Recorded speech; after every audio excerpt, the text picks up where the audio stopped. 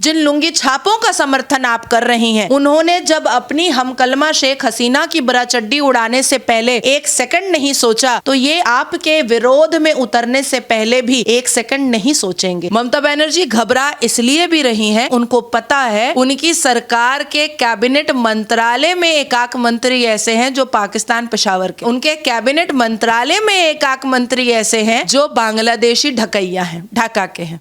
क्या इसको भी रोक सकती है ममता बनर्जी?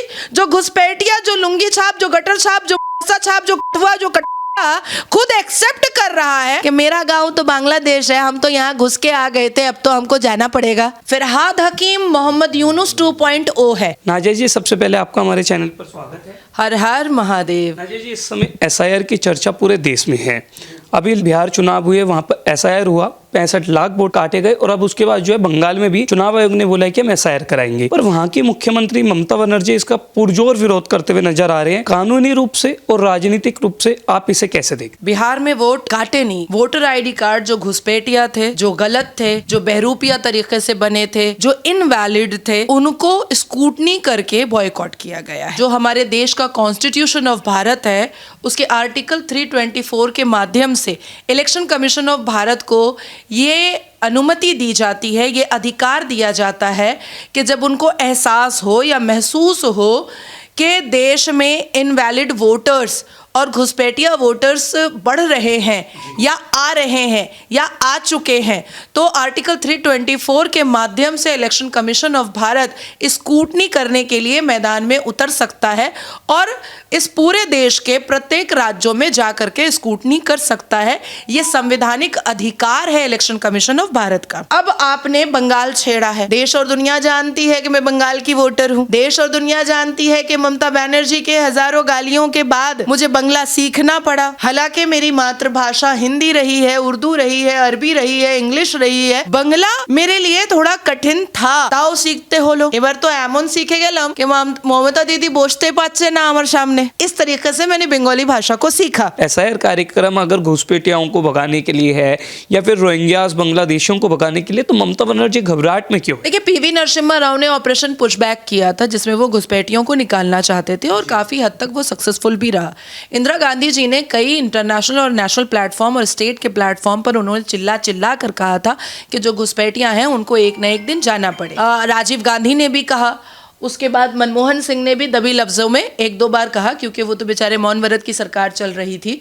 लेकिन गांधी परिवार ने घुसपैठियाओं के बारे में एक नहीं अनेक बार कहा है। PV नरसिम्हा राव ने तो पूरा का पूरा एक ऑपरेशन पुशबैक निकाला था। अब ममता दीदी क्यों घबरा रही हैं? जाहिर सी बात है कि पॉकेट वोट जो जा रहा है, जिस पॉकेट वोट के माध्यम से हमारी दीदी, हमारी ममता बनर्जी साहिबा हर बार सत्ता में बैठती थी और मुख्यमंत्री का शपथ लेती थी और बेपनाह ये जो लुंगी डांस और मुजरा होता था बांग्लादेशी घुसपैठियों के माध्यम से, उसमें आंखें भी मींच लेती थी, क्योंकि जो गाय दूध देती है उसकी लताड़ी तो खानी पड़ेगी। ये खुद ममता बनर्जी ने बयान दिया था, तो इसलिए वो बौखला रही हैं, इसलिए हमारी दीदी मुख्यमंत्री की चीखें निकल रही हैं। देखिए, जो बंगाल के मुसलमान हैं उनका अधिकार है पश्चिम बंगाल में रहना, जो बंगाल के मुसलमान हैं उनका अधिकार है पश्चिम बंगाल की सरकार की योजनाओं पर अपना हक, अपना दावा ठोकना। जो पश्चिम बंगाल के मुसलमान हैं उनका हक है कि वो पश्चिम बंगाल की मिट्टी पर रहें, बसे और पढ़े लिखे और सुरक्षित रहें और सिक्योर रहें। लेकिन जो घुसपैठियां हैं और सत्ता की लालच में घुसा करके जो रखा गया है, उनको तो निकाला ही जाएगा।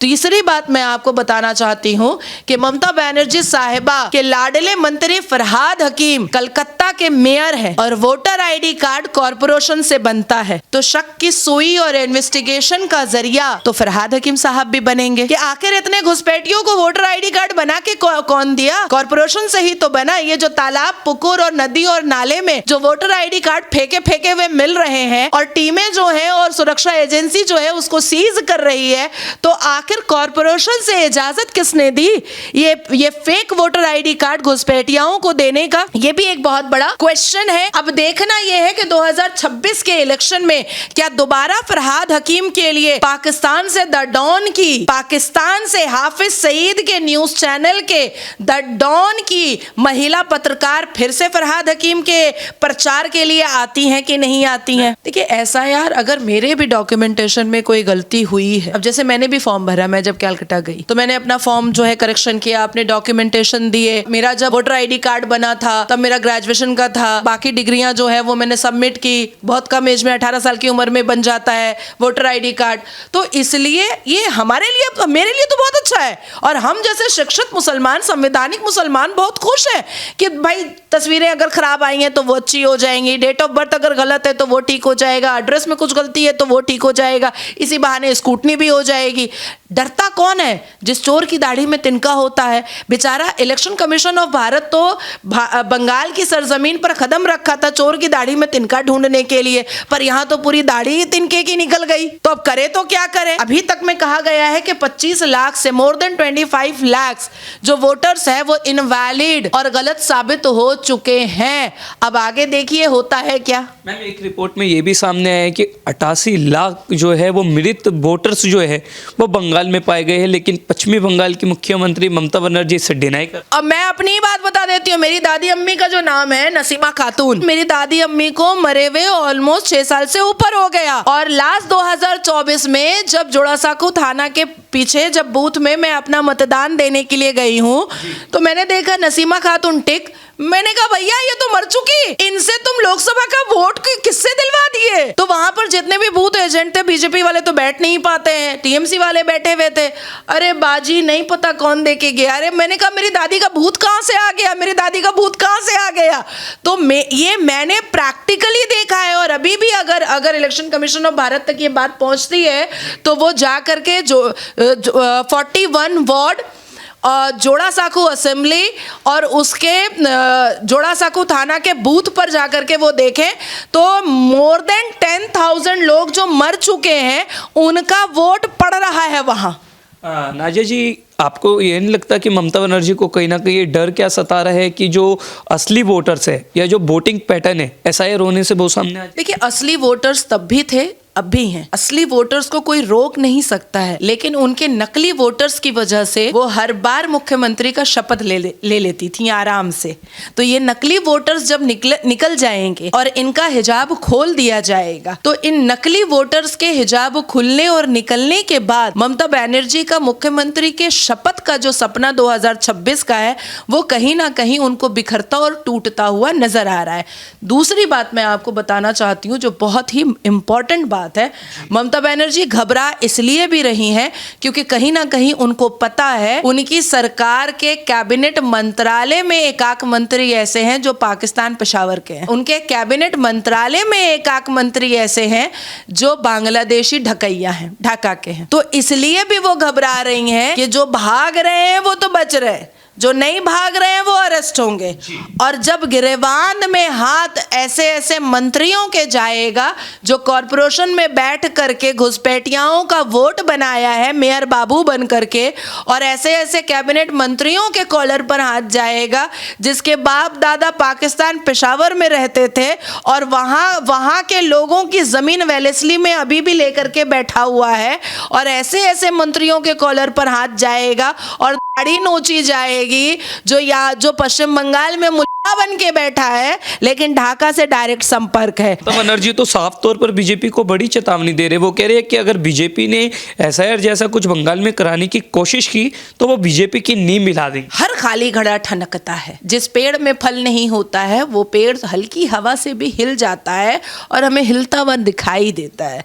तो जाहिर सी बात है कि उनकी दुखते हुए दर्द पर जो हाथ रखा गया है तो चीखें तो निकलनी ही है। और बस इसीलिए चीखें निकल रही हैं। नाजिया जी, लेकिन ममता बनर्जी कह रही है कि चुनाव के नजदीक एसआईआर क्यों किया जा रहा है? एसआईआर कार्यक्रम को वो अराजकता से जोड़कर दिख रहे हैं, इस पर आप देखिए, CBI, ED, NIA, NSG, intelligence, election commission, ये सारे लोग एक अलग अलग टीम के लोग हैं और इलेक्शन कमीशन ऑफ भारत सतर्क तो इलेक्शन से पहले होता ही है। इसमें कौन सी नई बात है? हाँ, अगर इलेक्शन कमीशन ऑफ भारत कुछ गलत कर रहा है और हमारी ममता दीदी को लग रहा है कि वो असंवैधानिक काम कर रहा है, देश के कानून के भीतर नहीं बल्कि परे जाकर के कर रहा है, तो वो देश के सर्वोच्च न्यायपालिका आ सकती हैं सारे सत्य और तथ्य को लेकर के।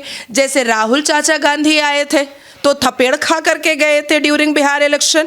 एसआईआर के विरोध में राहुल चाचा गांधी उतरे थे मैदान में, देश के सर्वोच्च न्यायपालिका भी गए थे, पर मुंह में कालिक पोत करके बाहर आना पड़ा। तो ममता बनर्जी साहिबा भी आ सकती हैं देश के सर्वोच्च न्यायपालिका, बता सकती हैं कि आखिर क्यों बंगाल में एसआईआर नहीं होना चाहिए।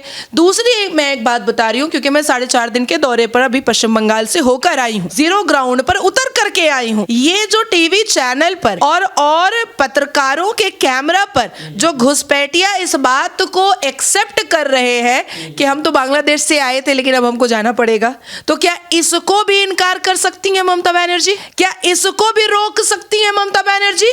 जो घुसपैठिया, जो लुंगी छाप, जो गटर छाप, जो मस्सा छाप, जो खुद एक्सेप्ट कर रहा है कि मेरा गांव तो बांग्लादेश है, हम तो यहाँ घुस के आ गए थे, अब तो हमको जाना पड़ेगा। ये तो खुद कह रहा है वो लोग। एक तरफ ममता बनर्जी के विधायक हुमायूं कबीर मुर्शिदाबाद के बेलडांगा में 6 दिसंबर को बाबरी मस्जिद बनाने का ऐलान करते हैं, वो उनको संवैधानिक दिख रहा है, वो उनको कानूनी दिख रहा है। और दूसरी तरफ जो संविधान के दायरे में रह करके और संविधान के आर्टिकल के माध्यम से election commission of Bharat SIR कर रहा है, वो ममता दीदी को असंवैधानिक दिख रहा है। तो इसी से मानसिकता समझ में आती है कि अयोध्या राम मंदिर की प्राण प्रतिष्ठा होती है तो भारत के प्रत्येक 120 करोड़ से लेकर के संवैधानिक और सनातनी मुसलमान भी खुश होते हैं। लेकिन बाबरी मस्जिद 6 दिसंबर को बनाने का ऐलान और ममता बनर्जी का सहयोग, ये क्या जिहाद का ऐलान नहीं कर रही है? अगर नुपुर शर्मा बोले तो उसको हाउस अरेस्ट, अगर नाजिया इलाही खान बोले तो मॉब लिंचिंग, अगर सैयद रिजवान बोले तो गालियां परोसी जाएं, कोई राष्ट्रवाद और राष्ट्रभक्त बोले तो उसके ऊपर हजारों एफआईआर, और अगर कोई संत और महंत कहे तो उसको संविधान याद दिलाया जाता है। अगर देश के सर्वोच्च न्यायपालिका में खड़े होकर के लॉर्ड विष्णु के लिए बात किया जाए तो अभद्र टिप्पणियां former chief justice of Bharat की तरफ से आ जाती हैं। लेकिन मैं पूछना चाहती हूं देश के राष्ट्रभक्तों से भी और देश के संविधान से भी, संविधान के मानने वालों से भी और देश के सर्वोच्च न्यायपालिका से भी और देश के सर्वोच्च न्यायपालिका के चीफ जस्टिस ऑफ भारत से भी मैं पूछना चाहती हूं कि ये जो 6 दिसंबर को बाबरी मस्जिद बनाने का ऐलान तृणमूल कांग्रेस के विधायक ममता बनर्जी के सहयोग के साथ जो कर रहे हैं, क्या ये सांप्रदायिकता नहीं फैलाएगा? नाजिया जी, जैसे आपने बोला कि आप खुद अभी कलकत्ता के दौरे से आए, आप कलकत्ता के वोटर भी है, सुप्रीम कोर्ट में सीनियर एडवोकेट भी है, ऐसे में ममता बनर्जी एक बड़ा आरोप लगाते हुए कह रहे हैं नाजिया जी कि जो ये पूरा कैंपेन एसआईआर का चलाया जा रहा है उसका मकसद है एनआरसी लाना और नागरिकता पर जो है सवाल खड़े करना, इस पर क्या है? मुझे याद है कि सुअरा भास्कर ने भी एक मंच पर कहा था कि एनआरसी और सीए जो है वो बहुत ही भयावह है, बहुत ही भयानक है। तब तक एनआरसी और सीए की ड्राफ्टिंग भी नहीं हुई थी जी। और सीए को भी एक गलत तरीके से ममता बनर्जी और विपक्ष दल की कई पार्टियों ने मुसलमानों को प्रोवोक करने के लिए भड़काया था कि सीए आ रहा है और मुसलमानों की नागरिकता छीन ली जाएगी, पर कोई नहीं, किसी की नहीं गई। यूसीसी के लिए भी भड़काया गया, उसके बाद फिर वक्फ बोर्ड संशोधन बिल के लिए भी भड़काया गया।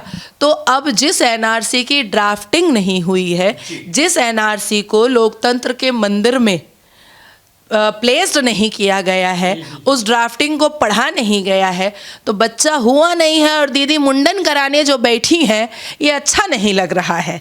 बच्चा हुआ नहीं है और फुफ्फो और खाला बन करके बच्चे के आँख में काजल लगाने का जो वो एक त्यौहार मना रही हैं, अच्छा नहीं लग रहा है। बच्चा हुआ नहीं है और खतना की तैयारी जो कर रही हैं, अच्छा नहीं लग रहा है। फरहाद हकीम मोहम्मद यूनुस 2.0 है। फरहाद हकीम कहीं ऐसा ना हो हो कि सत्ता के लालसा में मोहम्मद यूनुस की तरह ममता बनर्जी को शेख हसीना की तरह भागने पर मजबूर कर दे और खुद चेयर पर बैठने की पूर्ण कोशिश कर ले, तो ममता बनर्जी अपने लाडले मंत्री फरहाद हकीम से सतर्क हो जाएं तो और वक्त रहते सतर्क हो जाएं तो ज्यादा अच्छा होगा। दूसरी एक इंपॉर्टेंट बात मैं ममता बनर्जी साहिबा को बताना चाहती हूँ, क्योंकि मैंने उनके साथ मंच शेयर किया है, मैंने उनका पैर छुआ है, उन्होंने मुझे आशीर्वाद दिया है, तो उस नाते मैं उनको बताना चाहती हूँ कि आप ब्राह्मण घर की हैं। सनातन से इतनी नफरत आपको शोभा नहीं देती है, और जिन कत्लों का समर्थन आप कर रही हैं, जिन लुंगी छापों का समर्थन आप कर रही हैं, उन्होंने जब अपनी हमकलमा शेख हसीना की बरा चड्डी उड़ाने से पहले एक सेकंड नहीं सोचा, तो ये आपके विरोध में उतरने से पहले भी एक सेकंड नहीं सोचेंगे। ये याद रखिएगा ममता दीदी। लेकिन आपको भी तो ध्यान ये रखना चाहिए कि पिछले 20 दिनों में 26 BLO की जो है पश्चिमी बंगाल में जो है वो मौत हुई, और कांग्रेस इसे जो है मर्डर बता रही है।